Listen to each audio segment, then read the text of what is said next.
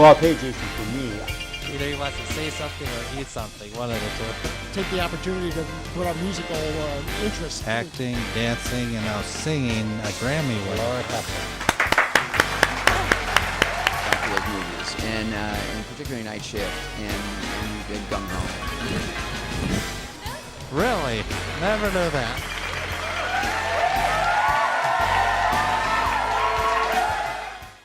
Okay, here we are again. It's that time of the year for the Kemper Haunted House, hosted by the Kenosha Teen Task Force, and I am with your name. Daryl Woodard, Teen Task Force Advisor. Daryl, let's hear all about it. What is going on here today? Absolutely. Tonight is the second night for our annual haunted house. We kicked off last night. We will continue every Friday and Saturday through the rest of October. Friday nights, the house is open from 7 to 11. Saturdays, we have a walkthrough for younger kids with the lights on, no scare. From 6 to 7, that'll be tonight. And then from 7 to 11, we have our regular haunted house.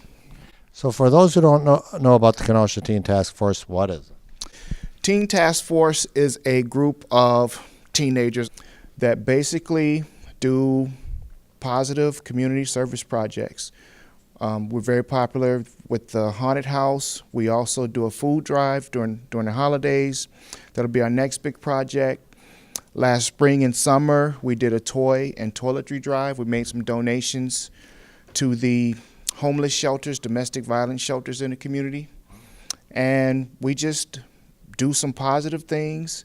And the students, the high school students, also get their community service hours through the Teen Task Force, which is required for graduation. If people want to get involved or learn more about the Teen Task Force, do you guys have like a Facebook page or on the internet or anything like that? Absolutely. Our Facebook page is Teen Task Force, and they can also contact me either at Lincoln Middle School, which I'm a counselor there, 262-359-7729, or my cell phone, 847-287-5842. Okay, here we are at the Kemper Haunted House, sponsored by the Kenosha Teen Task Force, and I'm with your name. Mia Moore. Mia, great haunted house that's going on in there. How'd you get involved in the Kenosha Teen Task Force? Well, I went to Lincoln and I heard about it and I was like, what is it? And like one of my friends dragged me here and yeah, here I am. Are you having fun so far? Yes, I'm having a lot of fun. I mean, I can't really do much scaring right now, but when we do get to scare, I'll have a whole lot more fun. And what character are you portraying for the haunted house? My scene is basically like poltergeist, but when someone walks by, I would scream at them, they're gonna get you. So why should someone get involved in the Teen Task Force? It's honestly really good also for the community, and yeah. And I'm with your name? Anthony McLean. Anthony, great haunted house that's going on in, here. How'd you get involved in the Kemper Haunted House? Actually, Mr. Woodard, I was doing some stuff with him, and he told me I should come down and do the haunted house. So I actually came down last year, but they said sixth graders weren't really allowed because you had to be a certain age. So I'm like, all right, so I'll try it next year, and just came this year. Great. What school do you go to? Lincoln Middle School. All right. Are you having fun so far? Yeah, a lot. And what character are you portraying? I'm actually a kid that's in a closet with two other people that are sitting like down, and I'm popping out of a closet scaring people. Okay, here we are at the Kemper Haunted House, and I'm with your first name? Annalise. Annalise, great time here today. Let's hear, how did you get involved with the Kenosha Teen Task Force? I got involved with Teen Task Force through a lot of my friends. You know, I heard about it here, and me being a ginormous lover of Halloween, I just kind of followed with them, and here I am. Oh, terrific. What school do you go to? I go to Indian Trail High School. Oh, great, great. How do you like being involved in the Kenosha Teen Task Force? I love it. It definitely gives me a kind of opportunity to get like volunteer work done as well as being a part of the house. And it's a great way to kind of prepare for a type of future thing if I were to, want to get more serious about working in the Halloween haunted house industry. Yeah, absolutely. That's a great place to start. Your character that you're supposed to portray. Well, you caught me a little bit getting ready in my character, so as you can already tell, I've got some of the makeup on. But this year I am a wanderer, which is wandering around the grounds, and as the people enter the building, then I'm able to kind of, spook them a little before they go inside. And I'm kind of, I got free reign pretty much with what I'm doing, but I've kind of stuck with a clown theme for a little bit. It's just a classic little thing, so that would be the white foundation. And why should someone come out to the haunted house? I think it's a great idea to come out to the haunted house because it's a wonderful thing to come and support the community as well. And supporting local businesses is it's a wonderful thing to do. And yeah, as mentioned before, you can just come right here to Kenosha and not have to worry about driving out many, many miles to go see a haunted house when there's one right here on the lakefront. Okay, here we are still again at the Kemper Haunted House, and it would not be complete. Every year we talk with, and Jada's the name? Yes, Jada Robinson. Jada Robinson. Well, I'll tell you, that's so great to have you still a part of this because you do just a phenomenal job. Maybe for those who don't know, what's your role here at the haunted house? So my role is I am a tour guide for the customers that come through the haunted house, and I'm also a student participant. So I work with some of the other kids that come in that are new, and then I'll train them for like some of their positions, and then we'll start the haunted house. Great. So I hear there's some new people coming in here or being trained. How's that been going? It's been going really well. I'm really excited for the new recruits that we've had because we've had a lot of our seniors. They've gone and graduated, and so we've had a lot of new kids that are coming in that are smaller. And so the hope is that as we train them, they'll go through the haunted house, and then as they're about to graduate, they'll train the new recruits that come in, and then they'll just be like an endless cycle. So that way we can still create the fabulous haunted house that people love in the community. It's a great time every year. As far as the theme this year, is there a theme this year or not? Yes, so our theme is the Haunted Asylum. So we worked with, all of us sat down and we thought about it, and we came with some really cool scares that we thought we could incorporate the asylum into. And so we're really excited for people to come out and see like all of our hard work come together. Well, let's hear about your, and you guys do great costumes and makeup here as well. What are you supposed to be? So I am supposed to be a nurse. Usually when we do for our tour guides, we tell them to try to fit with the theme as much as possible. And since our theme is the asylum, I'm dressing as like a nurse that works there, but I have like a lot of blood and gore and stuff on me today. And then later on after kitty hour, I'll go and I'll get like some more detailed latex makeup so that way I can blend right in with the haunted house. And why should someone come out to the haunted house? I feel people should come out to the haunted house because it's a wonderful and just amazing experience for the holidays, especially since we have a haunted house that's located right in Kenosha. So that way people, they don't have to draw as far out as to Chicago just to experience like something really scary for Halloween. And it's supporting a great group, the Kenosha Teen Task Force. What's your involvement in the Kenosha Teen Task Force? In Teen Task Force, I've been involved for 4 years, so I've gone out and I've gone and made presentations to our funders so that they can continue to fund Teen Task Force. I've gone and volunteered at nursing homes, and we played Wii with the participants.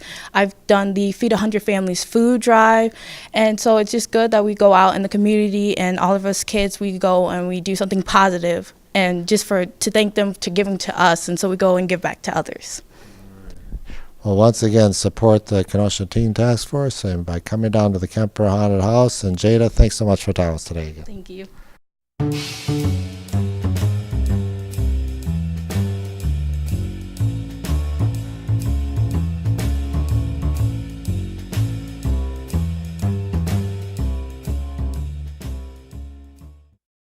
All right, welcome back. And it wouldn't be complete with our Halloween special without the one and only Mr. Dr. Destruction. Oh, thank you.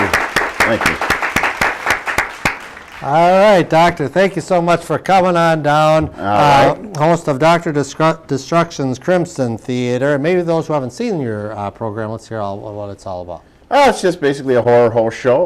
Horror hosting's kind of making a big comeback, and we've been doing it for, well, we'll be in our 18th season this year. Can you believe that? Of bringing the late night horror movies, and it's just been a good, cool blessing to be the spooky guy in the town that shows the movies on Saturday night. Sure, sure. Dr. Destruction, you're also very familiar, people see around the Jerry Smith's Pumpkin Farm. Oh, yeah. The Jerry Smith Pumpkin Farm is the place to be for all the Halloween fun. Of course, we have the Haunted Manor going there this year. We're new theme. And it's gotten bigger over the years. Oh, yeah, it's gotten bigger. It's moved to a bigger spot and allowed me to... I really always like the idea of the haunted house as a personality. It's just the artwork and not only the outside, but the inside as well. And did you come up with the concept of the corn maze, or how'd that work? Corn mazes are pretty much a concept that everybody's had. Okay. Yeah, but to incorporate that into the haunted house, I think that's a really good thing to have that sort of county feel to it, opposed to being a place where you walk out of the haunted house and you're in a downtown somewhere or something like that. But that could be cool too. But Sure, it's all good. I just like the outside farmer kind of feel to it. Yeah, absolutely. Well, the reason I brought you on the show is so we can talk about, there's 2 anniversaries going on right now, and the first one is the 200th anniversary of Mary Shelley's Frankenstein. Isn't that something? 200 years, and what a success that book was. And it immediately got used for plays and whatnot, just years after its release. It was just something that was going to stay on fire. And then, of course, it's changed up a lot and sort of gotten its the American horror, universal horror mythology. Of course, Boris Karloff will be remembered forever, as well as Bela Lugosi for Dracula, for those characters, and it's quite interesting. What were some of the differences between the book and the films? Well, the book, The Monster Speaks, a lot of that didn't happen in the movies until they did Bride of Frankenstein. The monster is very sympathetic and grotesque, and is really described as having yellowy skin and just a real abomination, and gets into that pathos of the creature wants to have friends, all of those things. All those essential things that ended up in the movie are in the in Mary Shelley's Frankenstein. Of course, the laboratory scene and all that was all universal. Mary Shelley leaves it very open-ended and vague as to how the monster is created. It could be interpreted in any different way or another, so it's really nondescript whether there was some sorcery involved or not. It leaves it to your imagination. Yeah. And what's neat with when Universal came along, Boris Karloff almost reinvented it in some way, or sparked more interest for people. Well, yeah, they definitely reinvented it, and Jack Pierce, I don't know, I think he's the one that came with the flat top brow, and Karloff's face just seemed to work for that. And at one point, when they were early development of it, Karloff stopped and said, can you do something with my eyes? My eyes, I look too alive. Can you put something to make me look more dead in the eyes? And mortician's wax was applied to Boris Karloff's eyelids to give him that look. Yeah. So you want to check out those Universal movies in the Halloween season. Absolutely. Yeah. Check out those Universal movies, and also check out the book at the Kenosha Public Libraries. And then the other anniversary that's coming up is 50 years of Destroy All Monsters. Okay, is it 50 years? It's been 50 years. So why has that lasted 50 years, or Godzilla in general? Godzilla is that's a modern Japanese mythology, and it all started with Godzilla. There's just something about that character that just is so appealing that it spawned, there must have been thousands of Japanese monsters that have been made since then. Destroy All Monsters was a fun one back in the day. The most recent Shin Godzilla, which came out in 2016. Now that was I just was watching that last night. Hey, all right.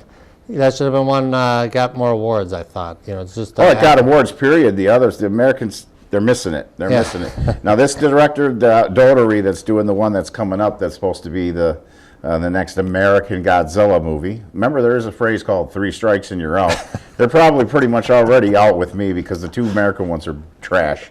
But if he might be the guy that kind of taps into that thing with the Japanese movies are very, there's a mythology to them, and there's a reoccurring themes, obviously. I don't know how many times Godzilla's going to come out, out of the ocean and wreak havoc, but it had a lot to do with Akira Ifukube's music is central to that, and the Shin Godzilla added a bunch of new scores, but also kept the old Akira Ifukube scores.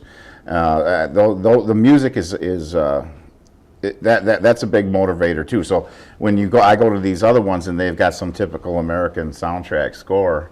I'm looking for music. That's what I like, foreign stuff. I like exotic stuff. Everything in Hollywood is so formula. It's all formula, and that's happening with Halloween too, with things like the trade show and haunted houses. Somebody's got money and they just buy a bunch of Hollywood props and they're putting the squeeze on the little haunts like mine. Well, is Shin Godzilla, is there going to be a new one coming out from the Japanese? Have you heard? No, I heard they're on hold, and I thought we'd get a sequel to Shin Godzilla. I don't know if they'll change their minds, because I'd be very upset with them. We need to follow that up. Absolutely. It was very open-ended and left a lot to the imagination. Let's talk music. Roosevelt Dolls. Roosevelt Dolls. We got a gig coming up this week, the 27th. Well, two of them. We're at Friday Ween at the Brat Stop on the 26th, Grand Hall stage there. And then we will be at the Port on the 27th, Halloween for Dean, we're calling it. Halloween will be unfortunately, the 20th anniversary of our good friend Dean Libke, who passed away. It's been 20 years already, and he died on Halloween. And so we thought we'd just, do a show in his honor. It's missing friends, You get older, the more friends you lose. Let's talk about Halloween, because last time you were on this show, you said people driving out on Halloween, slow down. Did it happen? Yeah. Well, for years, we didn't have trick-or-treat on the day. Right. 30 years or something, whoever made that decision in Kenosha deprived a whole lot of people out of knowing it was like trick-or-treat at night when they were a kid. That's kind of shameful. I don't know why they did that. But then it changed it, and now I'm seeing, time changes things. Technology does as well. But kids are getting dropped off at houses, or they're crisscrossing because people don't have their light on. And meanwhile, Forest Park area is one of my favorite places to go. And I like to rumble through with the hearse dressed up. It's just, this is the peak to me. It's the closure of Halloween. It's the kids trick-or-treating. That's what it's all about on the 31st. It's not about the pumpkin farms. It's not about nothing but them trick-or-treating. And so I do that, and I drive very, very slow and make it very ominous. And I'm probably doing a public service because, these people in their SUVs still think they can do 45 miles an hour through Forest Park with kids trick-or-treating. So, yeah, slow down. And it might be the reason it gets reversed if it does someday, because of things like that and safety. But I wish more people would participate. And some people don't leave the light on or whatever, and some people are really cool and do it. Forest Park's just magical sort of anyway. When they design that, every house is like a miniature castle. And absolutely, yeah. No, it's a great time, Halloween, which is going to be, like Dr. Destruction's on Wednesday, October 31st in the city of Kenosha from 4 to 8 p.m. So, again, it's a fun time. It's a holiday, leave the lights on, have some candy for the kids, and it should be a good time. And then your show, the Dr. Destruction's Crimson Theater, the times of that? Well, that's 9 o'clock Saturday, Tuesday at 3 o'clock, and midnight on Fridays. So all right. 3 planes of that. And I've been told all aldermen have been ordered to stay in the house during trick-or-treat hours to not scare and offend the children. All right. Well, on that note, let's give a big round of applause to the one and only Dr. Destruction.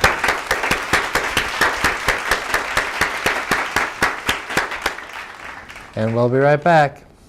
As a parent, I know one of the most important times to be with your children is when they aren't feeling well. For many families, there's a place they can go to find the support they need. Ronald McDonald House Charities programs provide that supportive environment so families can be together while their children are dealing with serious illnesses. You can volunteer your time at a local Ronald McDonald House or drop your change in an RMHC canister. Today is a great day for all of us to show our support. To find out how you can get involved in your community, visit rmhc.org. Okay, here we are at G-Fest, and I am with your name? Colin McMahon. Colin, great event today. You were just on a panelist. What was the panel about? The panel was celebrating Destroy All Monsters, which, it's the 50th anniversary. Came out in 1968, so we were all just kind of recollecting and remembering. Why has the movie been so special all these years and a room full of celebrating 50 years? Well, Destroy All Monsters is, we talked about briefly, was kind of seen as the unofficial end of the original Showa series. So this was the movie that brought together like all the monsters. It had a cast of 11 monsters. You had all the Earth monsters coming together to fight King Ghidorah. You had the invasion of the Keloqs. It was just like a monster mesh that was unparalleled in the series, really kind of before or since. Were they going to end the series with that movie, or let's hear about that? Well, at the time, the monster ticket sales were declining for Toho, so it kind of peaked with King Kong versus Godzilla, and it was going down, and it was never officially going to be like, this is it, but there was no monster movie initially on the docket for 1969, so they thought that Destroy All Monsters might be it. Well, I know we got the next panel. Are you doing any other panels today? I'm not doing any other panels today, but tomorrow I will have the Best Godzilla Movie Ever panel, so look forward to that. All right, well, I'll tell you that Destroy All Monsters is definitely a popular one. So thank you so much for telling us today. Thank you. Okay, here we are at G-Fest in Rosemont, Illinois, and I'm with your name? Tristan Dome. Tristan, great event today. What do you think of the G-Fest going on? I think it's, at least for me, it's probably one of the best we've ever had. I've been really enjoying the experience from the fans, and we just did a panel on costume making, and the reception was very strong, very positive. Did you develop the costume, or the person in the costume? How does that work? I perform as G Fantas, the mascot for the convention. The character was created by J.D. Lees, who also runs the show, but the costume itself was made by Jacob and Rick Baker from down in Arkansas, who do very professional-looking work. They did several costumes a few years back, Godzilla, various other characters, but this was a suit that was gifted to J.D. On the convention's 20th birthday, and now this is the 25th. So, now, this is the Dojo Studios room. Are you involved with them, or how does that work? Yeah, this is where we shoot tokusatsu, which is the Japanese word for special techniques or special effects. We try to bring the Japanese experience of filmmaking to American audiences, experiences they might not otherwise be able to get. I mean, these are you really matched on how the Japanese version of that. Did you guys research that or? A lot of our techniques and a lot of the costumes we build, it's very much modeled after how they do it in the Japanese movies, just on a even smaller scale. A lot of people think of Japanese monster movies as low budget or cheap, but there's actually a lot of craftsmanship that goes into them. If I was in Japan a few years ago and I thought the city looked very toy-like, and it made me realize that those miniatures that you see in the movies are not shoddy or poorly made. They are actually incredibly accurate to how the city really looks. And what we do is basically the same thing, just on a smaller budget, a smaller scale, because we don't do this as our full-time job. It's just something we prep in our spare time for the show once a year. So. And how many films have you made, or what are they like? Were they just for the convention, or just on your own? I think we've met, off the top of my head, I think it's 5 or 6. We have a bunch of posters lined up along the wall, and this year we're actually taking a break from the films because it's the 25th anniversary. We wanted to do something special, so we're actually doing a live stage show. And if someone want more information about the Dojo Studios? Dojo Studios. Yeah. Yeah, you can find us on Facebook, on YouTube if you want to watch all of our previous works. And you can also probably find links to us through the GFan website, gfan.com. To be here with your name? Christopher Biowa. Chris, you got a great costume here. Let's talk about it. You created this? Yes, this is Fusion Godzilla. He's kind of a mixture of all of my favorite incarnations of Godzilla over the years, mixed into one design, hence the word fusion. And then kind of a double meaning, just kind of a nod to his nuclear past with like nuclear fusion. What was one of your favorite Godzilla movies? I always go back to the original. Just it stands to this day as my favorite. How long did it take you to make this? This took about 14 months while working a full-time job. So during the week it would be a couple hours after the workday, and then on weekends it would be all-nighters. What's the material? So the underskeleton is mostly spandex and L200 foam, and then there's upholstery foam muscle forms built on top of that, and all the scales are upholstery foam. The dorsal plates are L200 foam, which is kind of like child's playmat foam without the ridges on there, and then there's the head's made of latex. Now, are you in the suit or do you get somebody else? It's built for me around my farm. And you just do it for G Fest or any like movies? I'm out in California. It was just on display at Monsterpalooza. It's a huge industry convention showcase room out in Pasadena. But it was mostly for G-Fest. I've been making suits in the past, and I brought one every year. Moved to California, wasn't able to do it, and the circumstances arose where I was able to do it again, and here we are. And do you have a website or a Facebook presence we could see your work? I am on Facebook.